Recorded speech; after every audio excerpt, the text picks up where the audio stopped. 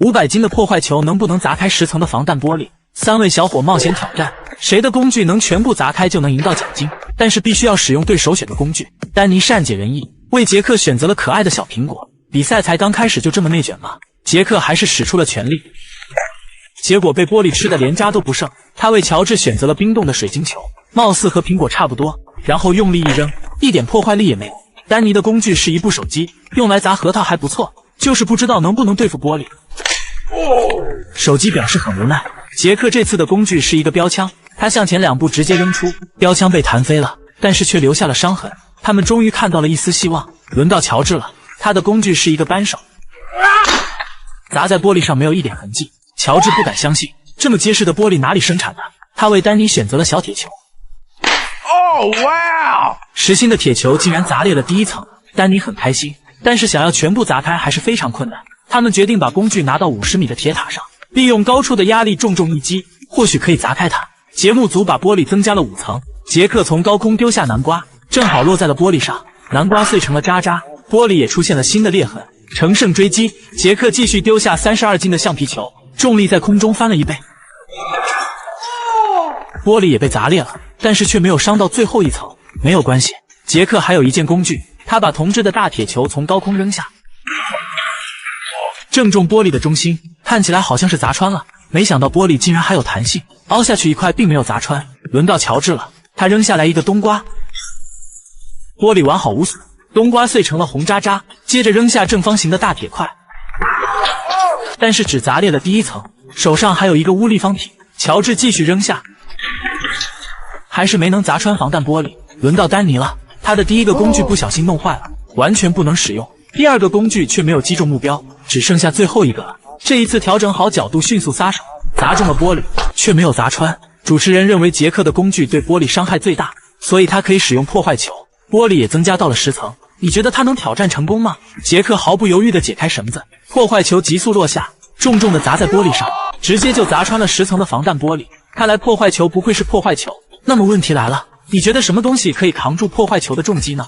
這是重達5000斤的巨型鋼斧，聽說它可以輕易毀掉任何東西。老大認為山上的巨石可以扛住一擊，而老二選擇用防彈玻璃挑戰它。誰的工具可以對抗巨斧，就能贏到1萬美金。第一個回合，喬治準備了50塊混凝土石板，啟動開關，巨斧緩緩落下。混凝土石板就像巧克力一樣，被他一分為2。老大選擇用100瓶汽水挑戰，擺放的整整齊齊，不知道結果會怎樣。巨斧落下的瞬間，汽水瓶分崩離析，直接变成了回收站的垃圾。老二拿來了10個滅火器，巨斧再次降落，碰撞後的煙霧彌漫了整片空地，滅火器也被全部砸碎。這一次喬治要用結實的輪胎一試，果斷拆掉了汽車的3個轱辘，巨斧從天而降，2個轱辘犧牲得很徹底，最後一個還有點藕斷絲連，但是喬治一點也不擔心。老二這次的是50個噴漆罐，鮮豔的色彩會和巨斧擦出什麼樣的火花？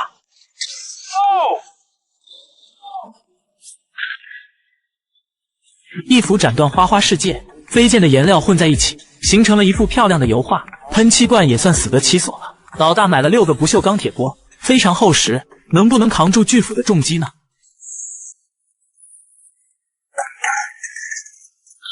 新鍋變成了破爛，除了不能再煮飯，還能賣點錢。喬治好像想到了好辦法，他找到了一種特別硬的木頭，一顆有點不保險，那20顆應該沒問題吧？用巨斧砍木头屬實有點大材小用，但是喬治卻有意外之喜，劈好的木柴可以回家燉肉吃了。巨斧的威力不可估量，但是他們也準備了更厲害的工具，到底能不能对抗巨斧呢？老大搬來了堅硬的保險櫃，但是在巨斧的壓力下，還是變成了碎渣渣。老二找來一架廢棄的鋼琴，巨斧再次落下，木質的鋼琴也變成了烧火棍，估計1年也燒不完了。喬治拆掉一塊家裡的牆壁，紅磚實心特別結實，能不能對抗巨斧呢？砍在中間絲滑順溜，這樣的牆壁還是不行。老大還是選擇用保險櫃，這次他在裡面塞滿了木頭，當巨斧落下時，連同木頭一起被全部砸飛。老二已經等不及了，他把5塊防彈玻璃放在斧下，不但很結實，還有彈性。巨斧緩緩落下，輕易就把5塊防彈玻璃砸到變形。最後一層也被穿透。巨斧的重力比想象中厲害，老大準備使用山上的巨石，他好不容易从山上拉下来，希望不要讓他失望。結果出乎意料，坚硬的巨石也没能扛住一擊。這巨斧從來沒見過，也沒有人可以估計它的壓力，難道就沒有東西可以扛住一擊吗？這是一把連雷神都害怕的巨型鋼斧，它的威力可以輕易毀滅任何東西。老大認為重達1000斤的橡皮球可以扛住一擊，而老二要用2噸的小汽車挑戰它。誰的工具可以扛住巨斧的重擊呢？老大抬來裝滿水的鐵桶，加厚不鏽鋼材質，它能堅持幾秒呢？水花飛濺，不鏽鋼水桶被攔腰斬斷。老二的工具是木質的染料鋼，幾十年都沒有用壞，它能扛住一擊嗎？巨斧緩緩落下，幾十年的木頭也被瓦解，連同外面的鐵皮一起變成了廢品。喬治買了10個結實的籃球，頭層牛皮很有彈性，或許可以對抗巨斧。头層的牛皮一分為2，籃球也變成了喬治的帽子。老大找到一個廢棄的滅火器，體積很大，可以以1比10。再次啟動開關，煙霧彌漫了整片空地，滅火器徹底報廢。老二拿來一根實心的棒球棍，不堪一擊，棒球棍犧牲的無所雕位。那3顆實心的保齡球呢？它的材質堅硬無比，當遇到巨斧就像巧克力豆一樣，整齊劃一的被切開一半。喬治買了一塊巨型雪糕，漂亮的顏色，口感一定很好。當遇到巨斧會不會手下留情呢？還沒來得及嗦上一口，大雪糕就變成了碎冰冰。別着急，雪糕不行就換冰箱。顯然是他想多了，冰箱碎得更爽快，七零八落，賣破爛都沒人要。老二拉來一輛在58同城上買的2手車，他能扛住巨斧嗎？小汽車直接變成了廢鐵，拉去廢品站還能挽回點損失。喬治拆下一個卡車的輪胎，結實的橡膠可以抵抗巨斧嗎？只切開了一半的輪胎，看來一定的彈性還是會起到作用。那重達1000斤的橡皮球或許可行，它的彈力無法估量，僅僅一根就能讓你屁股開花。很期待遇到巨斧會發生什麼。巨斧瞬間切斷了100層皮筋，但是很快就被彈開了。橡皮球金蟬脫殼，保留了裡面完整的內心，但是他們並不打算放棄，再來一斧。橡皮球徹底犧牲，還沒來得及彈跳就被切開了一半。這把巨斧連雷神都害怕，它的威力更是無法估量。難道就沒有東西可以扛住一擊嗎？這是重達3噸的巨型鋼錘，聽說它可以輕易毀滅任何東西。老大要用火山上的黑曜石挑戰它，而老二竟然找來了世界上最大的釘子。什麼工具才能扛住這重重一錘呢？首先出場的是冰塊中的巨無霸，大錘子從天而降，冰塊瞬間變成了碎冰冰，連同賣冰塊的小恐龍一起飛了出去。第二個工具是20瓶彩條噴霧，放在大錘子下面顯得格外渺小。結果意料之中，被砸得連渣都沒有剩下。老大搬來一塊古老的木樁，他劈了1年都沒有劈開，不知道遇到大錘子會發生什麼。木樁變成了無數根燒火棍，他終於可以做個普通的木頭了。這次實驗的是積木拼成的正方體，硬塑料積木也被砸得稀巴爛，數量1塊也沒有少，只是換了一種形態。喬治卸掉一個車轱辘，剛換的新輪胎能不能扛住一錘呢？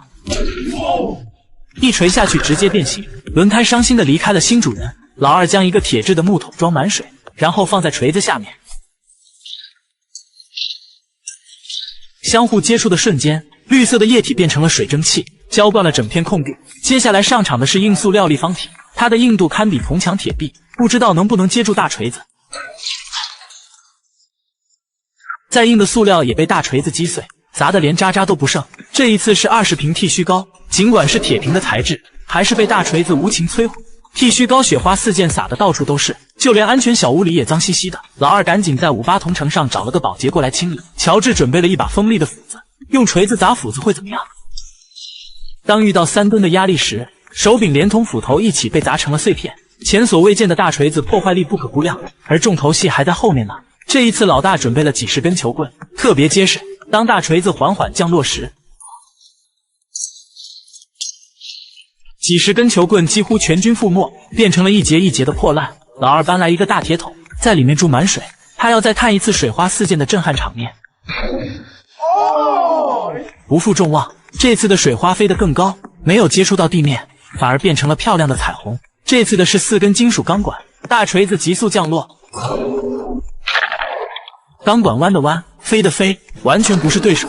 他們終於拿出了堅硬的黑曜石，它在火山上可以耐住高溫，不知道遇到大錘子會怎樣。堅硬的黑曜石四分五裂，變成了無數個黑色的小石頭，它也沒能扛住大錘子的重力。壓軸的大釘子已經等不及了，把它放在錘子的正下方，會不會出現奇蹟呢？一錘下去竟然砸偏了，沒有關係，再來一次。釘子被錘直砸入地下，死得心服口服。3噸的大錘子破壞力十足，他們幾乎找不到可以扛住的物品，難道就沒有東西對抗它嗎？男人把榔頭變大了1000倍，據說破壞力可以砸碎任何東西。老大認為堅硬的保險箱可以扛住一錘，而老二要用防彈玻璃挑戰它，誰的工具可以對抗巨錘就能贏到1萬美金。喬治準備了7顆籃球，牛皮材質非常結實，巨錘落下的瞬間，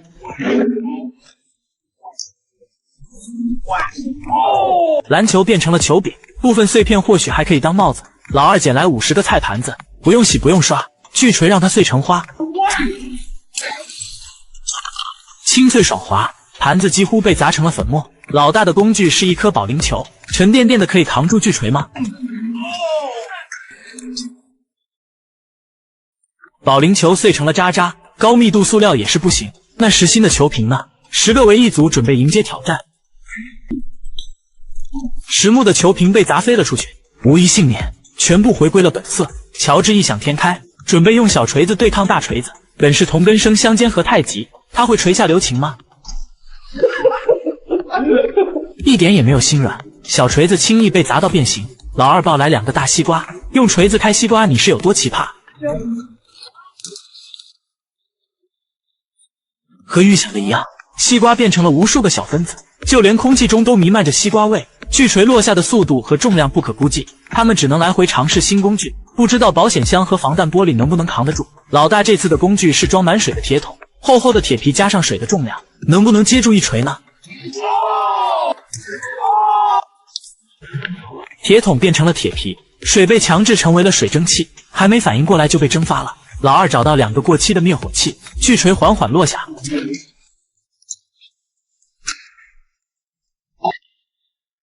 粉末被放大了無數倍，滅火器好像被砸飛了。這一次喬治搬來了家裡的馬桶，突然有點捨不得，算了，舊的不去新的不來。大錘子如期而至，馬桶被砸得連渣都找不到。馬桶不行，那冰箱呢？泡沫材質不堪一擊，小冰箱被砸得扁扁的，就連20把椅子也不能幸免。他們很失望。老二把5塊防彈玻璃放在下面，這麼厚應該砸不穿吧？啟動開關，巨錘再次落下，防彈玻璃連同下面的木樁全部破壞，完全抵擋不住。這個挑戰也太難了，還不如去58同城上找份工作。老大搬來1000斤重的保險箱，它的壽命已經超過了100年，保了那麼久都沒有損壞，對抗大錘子會怎麼樣呢？ Come on！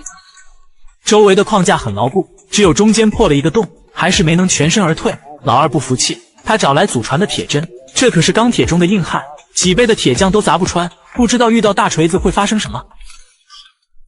他竟然頂住了，4兩撥千斤，鐵針的硬度還真是名不虛傳，不知道還有什麼東西可以扛住巨錘呢？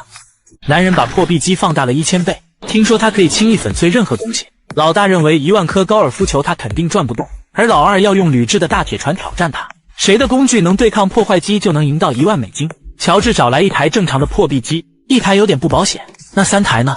破壁機對抗破壞機，誰才是破壞之王呢？不堪一擊，破壁機瞬間變成了渣渣。那塑料的衝浪板呢？喬治決定再犧牲一次。接觸到的地方均已粉碎，只是衝浪板太輕，他浮在上面拼命掙扎，但是加上旋轉的速度，很快就被破壞機捲了進去，變成了初始的泡沫顆粒。老二準備了4個大西瓜，會不會變成西瓜汁呢？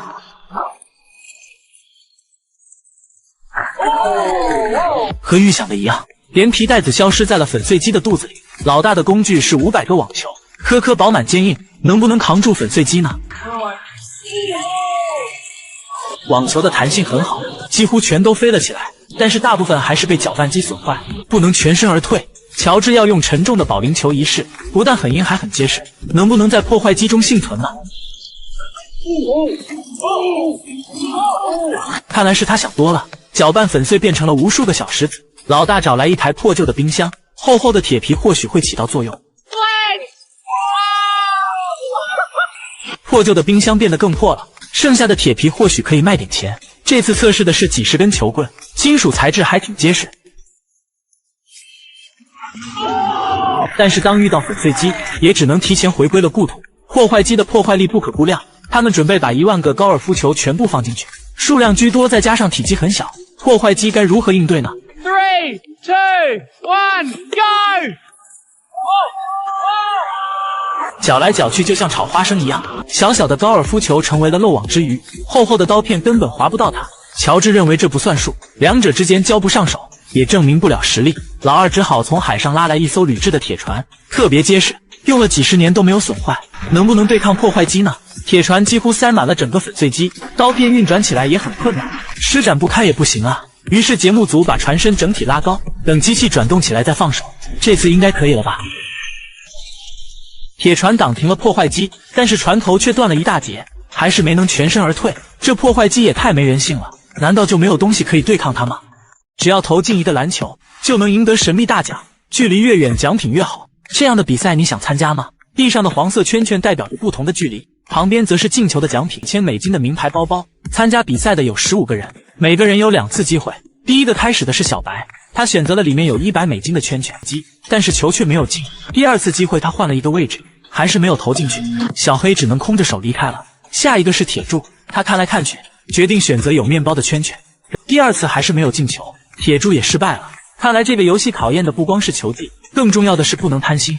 4號選手也沒有投進，接着是5號選手小粉，還太幸運了，鐵柱輸得心服口服。7號選手是小綠，他選擇了那輛電動車，很可惜卻沒有投進球。第2次他換到了最近的位置，也投進了球，贏得了5金瓜子。小綠不用空着手離開了。8號選手是小紅，他也選擇了遊戲機，看小紅那傲嬌的小眼神。接着開始第2次，但是小紅還是贏到了第2次機會，他也選擇賭一把最貴的包包，但是卻沒有投進去。小灰還是很高興，贏得了一雙新鞋子。12號選手力氣太小了，2次機會都沒有投進去。13號選手是黃毛，他一眼就相中了價值$1000的包包，然後又選擇了鷹俠，這次進球了。老14也拿到了獎品，只剩下最後一個猴子了，他猴裡猴氣的一個也沒投進去，淘汰。堅持到最後的就能拿走價值$2000的包包。發哥靠着一穩定球，順利來到了第3輪。比賽還剩下5個人，比賽還剩下3個人，投的次數越多，籃球感情這麼好，他也贏得了價值$2000的包包。如果是你，你會選擇什麼禮品的位置投籃呢？下一個挑戰，奇葩捉迷藏。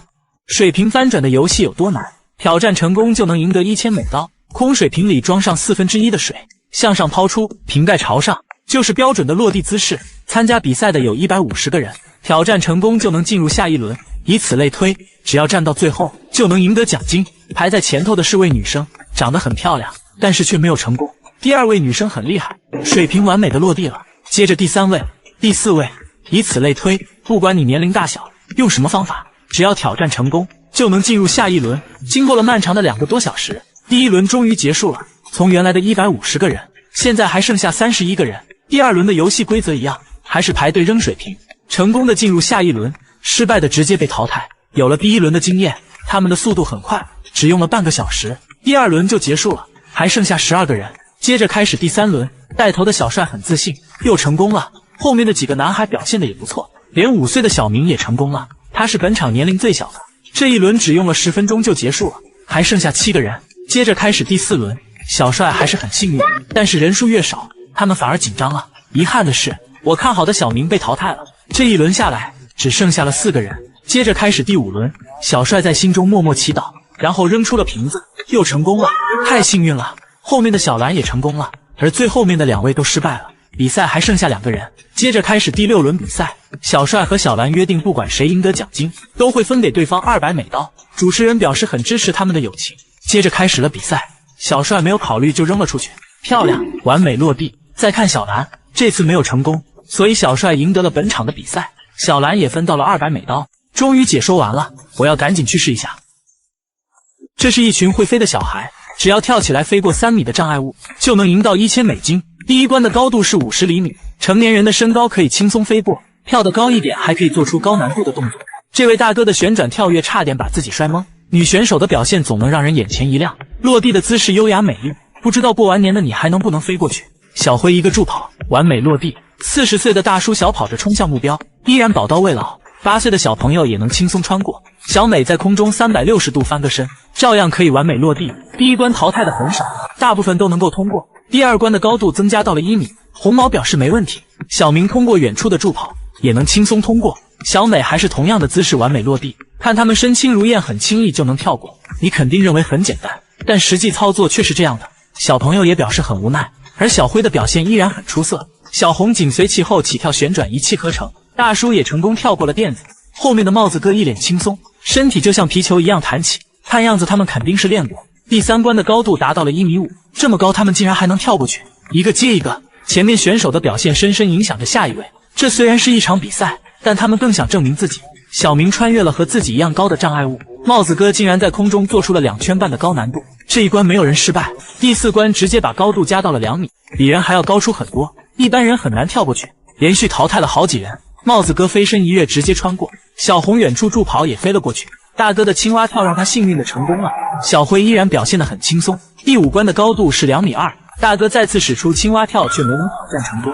小紅快速跑出，然後用力一躍，成功飛了過去。這個高度讓小輝也有了壓力，但他依然動作連貫，完美落地。帽子哥的身手矯健，輕輕鬆鬆又過一關。第6關的高度達到了2.5米，帽子哥首當其衝，麻溜的飛了過去。小紅這次使出了全力，也沒能飛過2.5米的障礙物。小輝跑向賽道，向上一躍，再次通過了挑戰。比賽最後只剩下了2個人。第7關的高度達到了2.7米，帽子哥和小輝不分上下。第8關直接把高度加到了3米，這個高度他們能飛過去嗎？帽子哥沒有等待，直接開始了挑戰。很遺憾，碰到了障礙物。輪到小輝了，他跑得很用力，跳上去卻碰倒了全部的障礙物。但是2個人的表現幾乎差不多，所以獎金1人1半。那麼問題來了，這樣的高度你覺得誰能飛過去呢？10個男孩挑戰10個神秘的房間，只要成功穿過去，就能贏得1000美刀。10個房間裡都會有不同的挑戰，每進入一個房間就會淘汰一個人。如果幸運的穿過第10個房間，獎金就能帶回家。主持人打開第1個房間，首先進去5個人，他也贏得了獎金，而失敗的大哥卻很傷心。下一個挑戰，4個人比賽吹氣球，3個人同時挨揍，誰堅持到最後就能贏得5萬獎金。防禦的方式自由發揮，黃毛選擇扮成枕頭俠，大叔選擇了簡易版的鋼鐵俠，而老李只穿了一身奇形的裝備。準備時間只有半個小時，黃毛拿來了很多枕頭，他準備把這些枕頭全部綁在身上。枕頭的柔軟性不但舒服，還很靈活。黃毛很快綁滿了全身，頭上也要再加一個。變身完成的黃毛很自信，瞬間覺得自己無懈可擊。大叔選擇用粗的鋼管護住2隻腿，看起來很結實，但是行動卻很困難。然後把塑料桶的底部割開一個洞口，兩邊也要割開可以容納胳膊的洞口，接着把塑料桶穿在了身上。當他伸手去拿鋼管時，卻發現自己基本不能彎曲，只能讓工作人員幫忙穿上胳膊處的鋼管。還有最重要的一步，就是戴上這個特殊的頭套。完成裝扮的大叔瞬間變成了低配版的鋼鐵俠。比起他們2個，老李的裝備明顯簡單很多。穿上一身的奇形裝備以後，胳膊處再戴上2片鐵皮，連他自己都不知道應該起個什麼名字。3個人都已準備好，比賽也正式開始。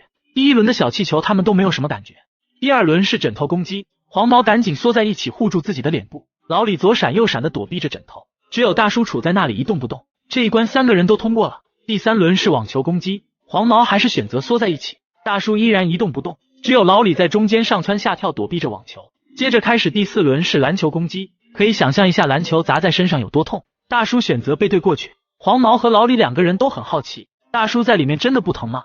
接着開始第5關，必須從放滿耙子的地面上走過去。黃毛和老李2個人走在前面，選擇用胳膊擋住攻擊，然後很坦然地走了過去。大叔在後面慢悠悠的，他在嘗試自己的盔甲有多抗揍，一定要踩完每一個耙子。接着來到第6關軟彈槍，黃毛和大叔2人防禦都很好，只有老李捂着肚子發出慘叫聲，原來他的肚子沒有一點防禦。這一關3個人也通過了。接着開始第7關水球攻擊，3個人還是同樣的招數，只有老李覺得很難受。就在黄毛以為快要結束時，工作人員把一桶水倒在了黄毛的身上，被打湿的枕頭明顯防禦力下降，重量也壓得黃毛難受。生氣的黄毛一把扯下了枕头，果斷選擇了退出。比賽還剩下2個人，這一輪的挑戰他們請來了黑帶教練。沒等老李反應過來，教練的拳頭一下一下的打在他的身上，估計他也覺着老李應該是最弱的。接着攻擊大叔，在他身上打了幾拳並沒有什麼反應，當他把拳头揮向頭部時，一下打掉了大叔的出气口，看得出這一拳很厲害。大叔也受傷了，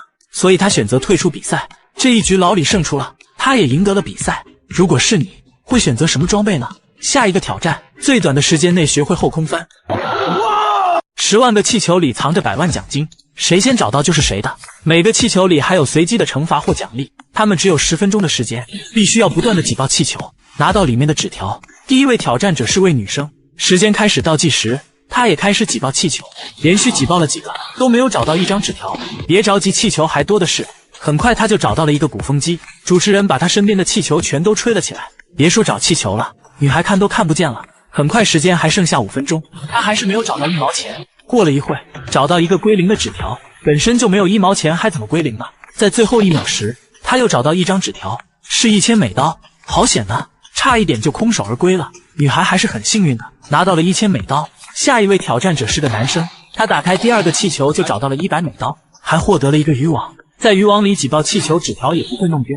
他很快就贏到了1600美刀。男孩的速度很快，這時時間還剩下1分鐘，他已經找到了2700美刀。很快又找到一個500的，這時時間一到，男孩拿到了3200美刀，他已經迫不及待想去購物了。第3位挑戰者是小蘭，他晃動氣球只打開有紙條的，好不容易找到50，還沒來得及高興，又打開一個歸零的紙條，接着又找到一個懲罰紙條，必須要綁住他的雙手1分鐘，這還怎麼找呢？這時時間還剩下2分鐘，他終於找到50美刀，而下一秒就打開了淘汰的紙條。不得不說，小蘭也太倒霉了。第4位挑戰者是小白，他不挑不擠，抓到氣球就擠爆它，很快就拿到了50美刀，擠不動就用嘴巴咬，又拿到了100美刀。這時時間還剩下1分鐘，小白便換着位置找氣球，在最後1秒時又找到50。這時主持人找到一個有紙條的氣球，他決定送給小白。小白打開一看，又加上50，所以最後小白贏到了250美刀。看来參加這個遊戲不但要速度快，還要眼神好，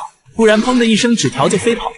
第5位挑戰者也很幸運，他贏到了1150美刀。接着輪到小美了，她不慌不忙，晃動氣球就能找到有紙條的，好不容易找到1000美刀，又打開一個歸零的气球，寶寶也太難了。這時時間一到，主持人送給他一個氣球，打開一看是100美刀，不管怎麼說沒有空手而歸。第7位挑戰者是小偉，他的戰術也是找氣球，只打開有紙條的，打開第1個氣球就獲得了一支鉛筆，只能使用1分鐘，還是鉛筆的速度快，一下就扎破了氣球。他很快找到了200美刀，又刺破一個，一下加上500美刀，但是好不過3秒就被歸零了。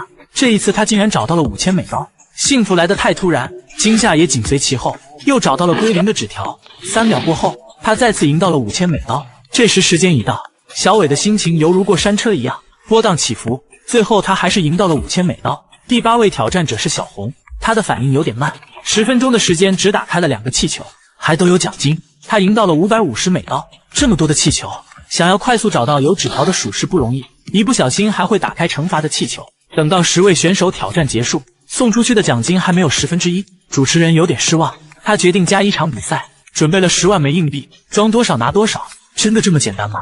下一集更精彩，誰先穿過這條50米的獨木橋，就能贏得10萬獎金。全程緊張又好玩，只要騎着自行車跑得最遠的，就能贏得獎金。全村的小伙子都來參加這次比賽。小輝選擇第1個出場，平衡力掌握得很好，騎出去10幾米時就掉入了水中。接着是小綠，一看就是受過專業訓練，車速很平穩，但是一不小心也掉進了水裡。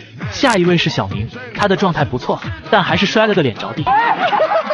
再看這幾位選手，明顯是着急了，沒有掌握好車速，嗖的一下就掉進了水裡。接下來出场的是寸頭哥，剛騎出去2個木板就停在了那裡，他是看到什麼東西了嗎？而下一秒，寸頭哥表示不服，決定再來一次。這次表現還不錯，騎出去有20米。看來參加這個比賽，考驗的不僅是平衡力，最重要的還是和自行車之間的默契。只有達到人車合一的境界，才会跑得足夠遠。再說木板和木板之間還凹凸不平，走過去都費勁，更何況騎着自行車呢？經過幾個小時的篩選，只有10個人進入了總決賽。首先出場的是小綠，看他的姿勢，一定是掌握了平衡的技巧。很可惜只骑到了中间的位置，但他的表現還是不錯的。接下來是卷毛，他沒有超過小綠。下一位是小蘭，開始的太倉促，完全沒有準備好。接下來的幾位也不行，關鍵時候掉鏈子，越着急淘汰的越快。又輪到了寸頭哥，他雖然很緊張，但絲毫沒有影響他，搖搖晃晃的騎出去很遠。只差幾米就到達了終點，但他的成績還是贏得了比賽。那麼問題來了，這麼長的獨木橋你能走過去嗎？從5米高的台子上走過去，就能贏得5萬獎金。每過一關難度就會增加，只要完成挑戰，最後一個落入水中的就是贏家。比賽開始，第一關，只要從台子上走過去就算完成。2個女生很輕鬆地走了過去。輪到綠毛了，剛一上去就表示很害怕，2腿一軟竟然趴在了上面，但是他並沒有放棄，一步一步地爬到了對面。小王也表示很害怕，而且对面的如花一直在晃動木板，他颤颤巍巍地走了過去。下面這位男生直接大猩猩附體跑了過去，後面的3位則表示一點壓力也沒有。8個人都通過了第一關，接着開始第二關，轉動轉盤獲得通行工具。如花轉到了一輛自行車，只要騎過去就可以。如花好像没有害怕，但是騎到中间的时候卻停了下來，他只能重新開始了。這一次很順利，直接通過了，看得出如花也嚇壞了。下一位是小王，他轉到了一輛平衡車，但是他不敢騎着過去，他嘗試用手按着開關，能不能帶着身體過去，但是這一招顯然不好使。主持人告訴他要麼騎着過去，要麼跳入水中放棄比賽，他果斷地選擇了後者。小王淘汰了，輪到綠毛了，他轉到的也是平衡車，雖然他也很害怕，但是他還是很小心地通過了。接着輪到下一位，這位大哥明顯草率了，剛騎出去就掉了下去。這位大姐很幸運，只要單腿通過就可以，她很輕鬆地跳了過去。這位花褲子男生竟然倒立騎平衡車，還很輕鬆地通過了，還有的轉到了旱冰鞋，而且還是第一次穿。不管什麼通行工具，只要心裡不害怕，就很容易通過。這位大哥單腿跳着走，還在中間翻了個跟頭，動作是很帥，但是他違規了，所以他被淘汰了。剩下的5個人開始第3關挑戰，只要在台子上堅持到最後的人就是贏家。比賽剛開始，花褲子男生就想把綠毛拉下水，卻被綠毛一腳踹了下去，接着綠毛也被另一個男生推了下去，然後他開始推2個女生。主持人看不下去了，他上來抱着那位男生一起跳下了水。比賽還剩下2個女生，如花嘴上說着他倆是最好的朋友，右手很實在的把他推下了水中，如花成為了最後的贏家。下一個挑戰，3個人比賽坐小船，在平地上後空翻有多難，誰先學會就會贏得5萬獎金。3個人沒有一點基礎，而學會的標準則是手不接觸地面的情況下，後空翻站立即可。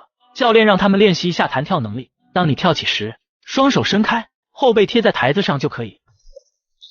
教練做得很標準。第一位嘗試的是杰哥，杰哥明顯草率了。接下來是黃毛，对啊，